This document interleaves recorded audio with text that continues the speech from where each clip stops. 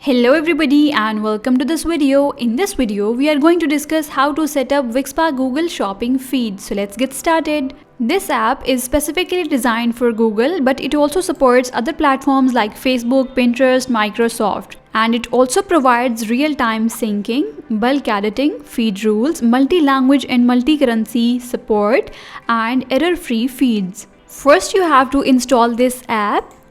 And after installation, you have to click on Get Started. But before getting started, make sure you have access to a Google Merchant Center Next account. You can see I have already created my account here. You don't need to select this option here. Instead, you have to click on Set up Merchant Center manually. And in the manual process, a lot of things are required, like adding the products. And a lot more stuff is required. But for now, let's move back to Wixpa Google Shopping feed. You can read the complete documentation by clicking here on Learn More. Right now, I'm clicking on Get Started. Here you have to click on Sign in with Google.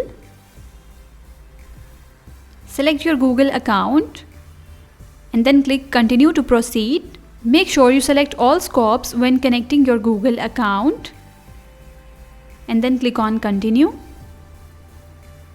You can see your Google account is connected now. After that, you have to select your Merchant Center account.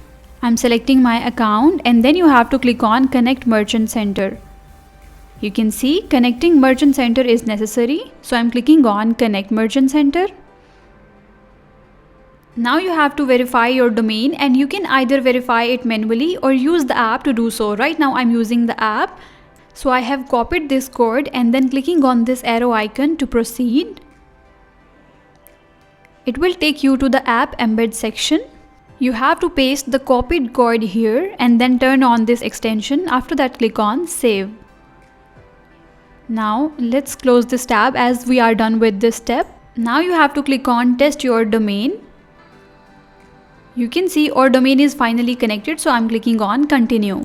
Next, you have to select your Shopify market along with the relevant language and currency for that market.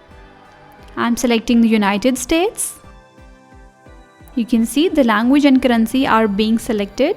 Then you have to choose the marketing channel for your products. There are two options for channel settings. If you are setting up a Google Shopping feed for online products, you have to select the online channel. However, if you are interested in creating a local inventory feed, then you can select this local option. After that, you have to do the shipping settings. Right now, I'm going with this manually configure shipping in GMC option. And then I'm clicking on Continue. Here you have to enter a feed name. After that, you have to select the product ID format. I'm going with this global format option, but you can choose to add any of these according to your preferences. After that, you have to select the source management options, inventory management. I'm going with these options like follow inventory policy on Shopify. You can select all these options according to your specific needs and preferences. Right now, I'm going with the default settings. If your products have GTINs, then you can select this option. After that, we have the checkout link template option. And then we have the sale price with compare price option and then product image option, additional images. After that, you have to select the Google product category.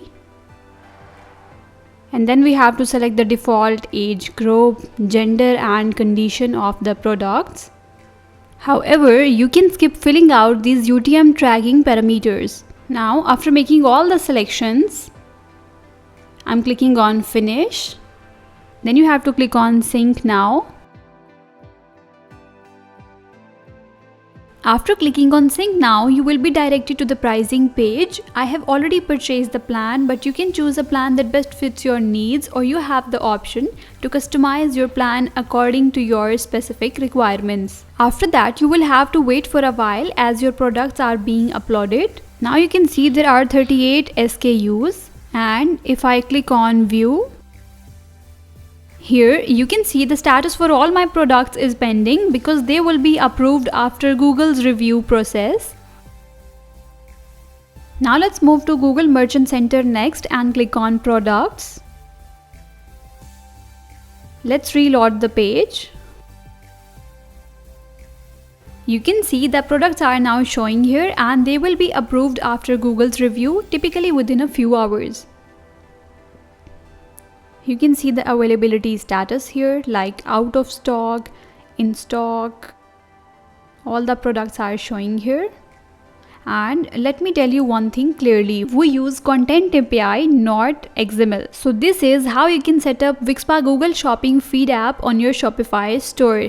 Don't forget to share your feedback with us regarding our app, and thank you for watching this video.